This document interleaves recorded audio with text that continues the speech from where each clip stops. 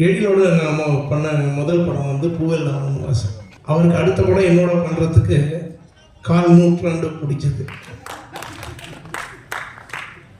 அந்த படத்தினுடைய பாடல்கள் அவர் அவ்வளோ தூரம் பாதிச்சிருக்குது. அதுலேருந்து மீண்டு வந்து அடுத்த படம் மறுபடியும் 25 வருஷம் வச்சுருக்கார். அவர் ஒரு பெரிய என்ன சொல்கிறது நல்ல இசை ரசிகர்.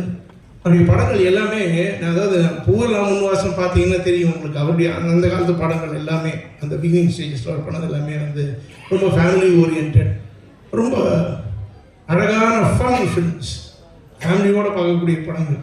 சார், உங்க மேல இருக்கக்கூடிய ஒவ்வொரு கான்சர்ட்ஸ்லையும் நீங்க பாக்குறீங்க, அதாவது இந்த ஆடியன்ஸ் அப்படியே இருக்காங்க இல்லையா, இப்போவுமே உங்க கூட பயணிக்கிறாங்க. What you want to say to them? அதாவது மாறா அன்பும் என்னுடைய பாடல்கள் மேல் அவர்கள் வைத்திருக்கக்கூடிய அந்த மோகம், அந்த காதல், அதை மனதில் தாங்கிக் கொண்டு அவருடைய சிறு வயதிலிருந்து வளர்ந்து வந்து இப்போ கூட வந்து இந்த ஜென்ரேஷன் கூட அவங்க வந்து அதுக்கு ரொம்ப பாராட்டி அடிக்கடி வந்து கேட்கணும்னு ஆசைப்படுறதுல எனக்கு ரொம்ப சந்தோஷம் இருக்குது. காலம் கடந்து நின்ற பாடல்களை தந்த ஆண்டவனுக்கு நன்றி. இந்தியர்களின் இதய குரல் மக்களோசை.